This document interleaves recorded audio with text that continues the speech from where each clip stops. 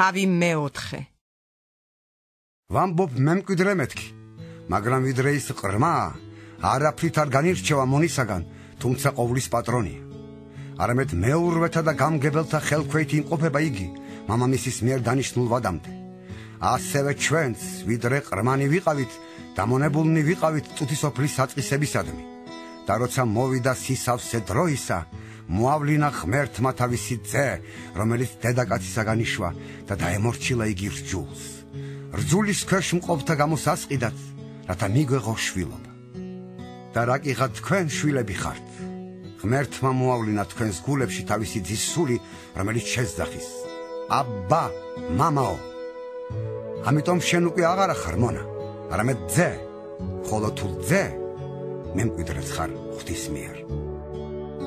ხოლო მაშინ, როცა არ იცნობდით ღმერთს, ემსახურებოდით მათ, რომლებიც არსებით ღმერთები არ არიან. ახლა კი, როცა ღმერთი იცანით, უფრო მეტიც, როცა ღმერთმა გიცნოთ, როგორ გაუბრუნდებით უძლურ და ღატაკ საწყისებს და გინდათ ხელახლა დაემონოთ მათ. დღეებს იცავთ თქვენ და თვეებს, ვადებსა და წელიწადებს. ვშიშობ, ამაოდ ხომ არ გავისარჯეთ თქვენს შორის.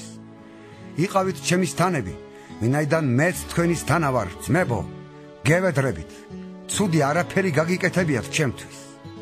ეს იცით, რომ ხორცის უძლურებით გახარეთ თქვენ პირველად. თქვენ კი არ შეიძულეთ და არ უგულებელყავით ჩემი განსაცდელი ხორციელად, არამედ მიმიღეთ, როგორც ღვთის ანგელოზი, როგორც ქრისტე იესო. სად არის თქვენი მაშინდელი ნეტარება?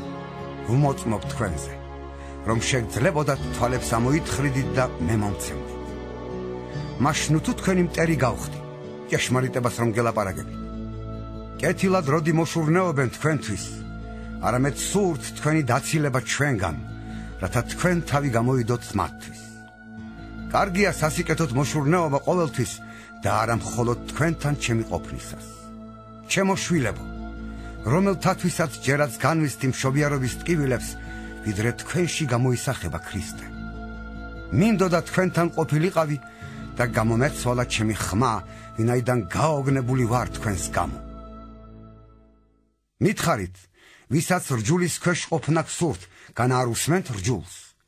ვინაიდან დაწერილია, რომ ორი ძე ჰყავდა აბრაამს, ერთი მხევლისგან და მეორე თავისუფალისგან.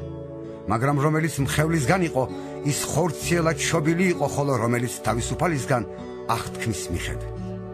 ამაში არის ქარაგმა. ეს არის ორი აღთქმა, ერთი სინაის მთიდან მონობისათვის შობილი, რომელიც არის აგარი. ვინაიდან აგარი არის სინაის მთა არაბეთში და ამჟამინდელ იერუსალიმს შეესაბამება, ვინაიდან ის მონობაშია თავის შვილებთან ერთად. ხოლო ზენა იერუსალიმი თავისუფალია, ის ყველა ჩვენგანის დედაა. რადგან დაწერილია, იხარებდე ბერწო უშობელო, სიხარულით აყიჟინდი, სალმობის განუცდელო, რადგან მიტოვებულს მეტი შვილი ეყოლება, ვიდრე გათხოვილს. და ჩვენ ძმებო, ისაკის კვალზე აღთქმის შვილები ვართ. და როგორც მაშინ ხორციელად შობილის დევნი და სულით შობილს, ასევე ახლაც. მაგრამ წერილი რას ამბობს? განდევნე მხევალი და მისი ძე, ვინაიდან მხევლის ძე ვერ გახდება მემკვიდრე თავისუფალის ძესთან ერთად. ამრიგად ძმებო, ჩვენ მხევლის შვილები კი არა ვართ, არამედ თავისუფლისა.